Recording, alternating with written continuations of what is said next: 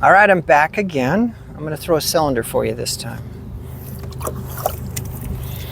So I've got my clay set here out of center, way out of center, so you can see how I get it back on. Get my wheel speed up to kind of a medium high. I'm going to start with some coning, but I'm not going to put my hands here. I'm going to put my hands here instead. So I can lock this left elbow in. Ooh, got thrown around a little bit because it was so far off. Hit me, bounced me. I lock in and I lean so my body weight does the work. There we go. Now I push it back down and I'll lean on it. If my clay is tough or if I'm using a lot of clay, I just lean on that clay so I don't have to use as much arm muscle to do it.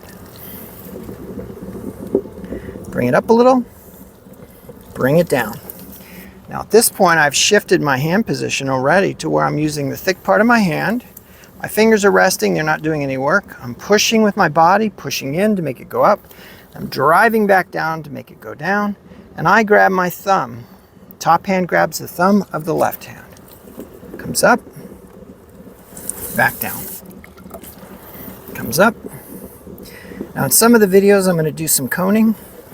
And some of them I'm not going to do much at all. And this is one of those. Lean in. I think they're both great strategies for getting the clay centered. I use them both all the time. So I'll try to interchange them quite a bit for you. And so I'm just moving it up a little bit, back down a little bit.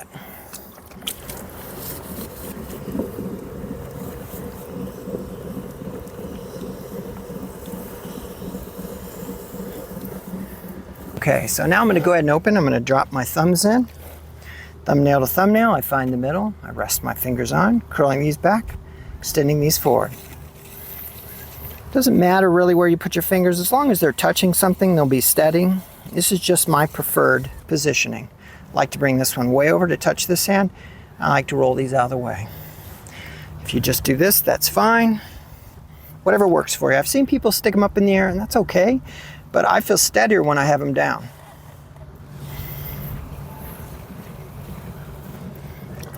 Add a little water.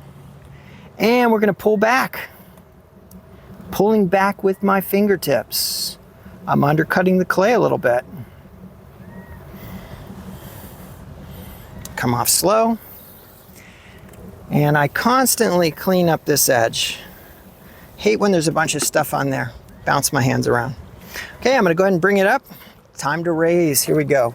So when you're trying to make a cylinder, here's the most important thing to probably understand is that the wheel's pushing the clay out already. So if I push in, clay's going up. So that's what I do. I focus on driving into the clay to make it climb. Inside hand has a little bit of pressure, but not a ton. I do a knuckle pull, and I work, instead of working out at 3, I bring it back towards 5. Wheel speed up, pushing in hard. I stay steady by keeping my right elbow down. Move towards the middle. Where's the clay go? Up, up, up, up, up. There we go. Add a little bit more water. Let's do it again. I sit really close to my clay.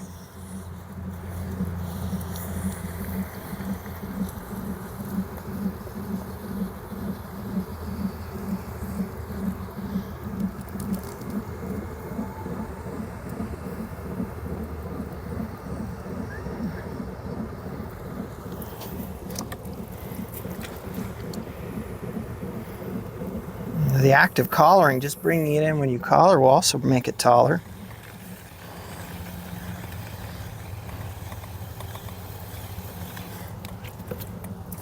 I do drag this extra clay off at the base. I don't worry about it. You're going to lose some somewhere anyways. And I don't want to ride up on it when I'm getting in to start that raise. Let's see if I can get tall enough out here. Okay. Ideally, I would be sitting even taller now. But I can't quite pull it off out here. That's okay.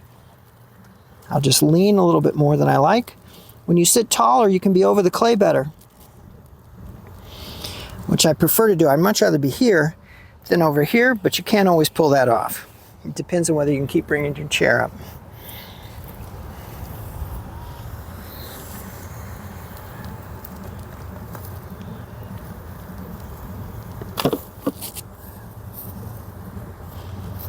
One of the cameras just fell over.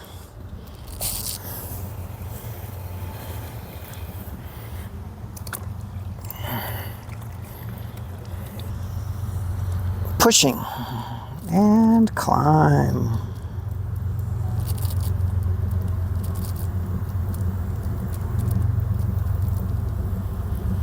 Nice easy pace. Rolling through, taking my time, and give it a nice collar.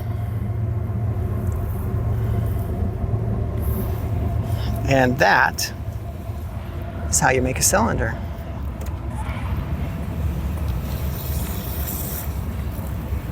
Okay, so I'm going to take this cylinder now and I'm going to go ahead and add a little bit of shape.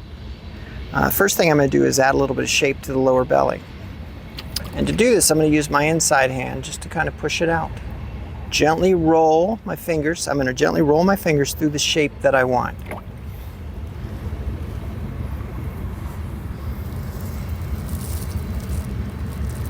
I'm climbing ever so slow. Now remember, we've already got our height. So the pressure between the hands is actually quite minimal. I'm just stretching it out where I want it to be wider, and the outside hand must allow it to go. So it just yields to that inside pressure.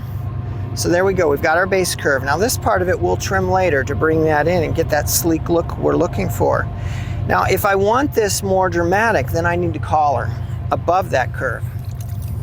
So I'll bring my hands in. I like to use thumbs and second finger and just squeeze and come away. It's okay that it got a little loose above, not surprising.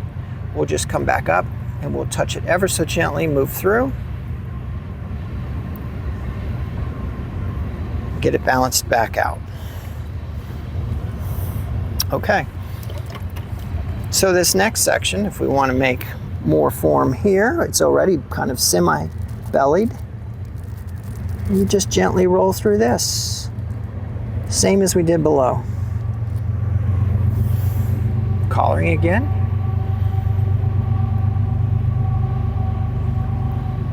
And ever so gently. We're going to give it just a nice little collar. Straighten that back up.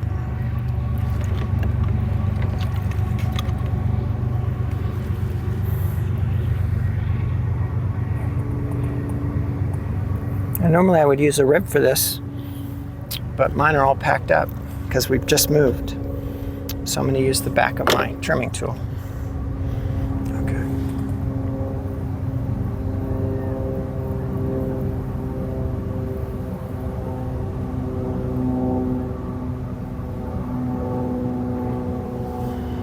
I love to shape.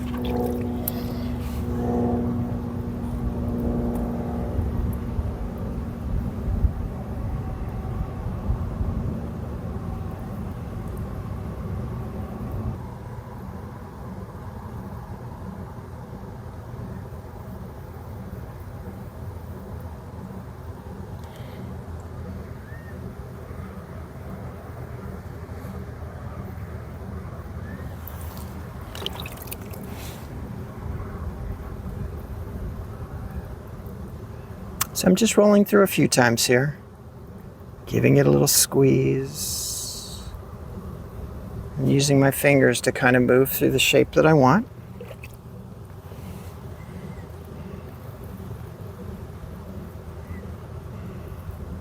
And if it gets too thick, I can simply come back and raise from here to thin it back out a little bit.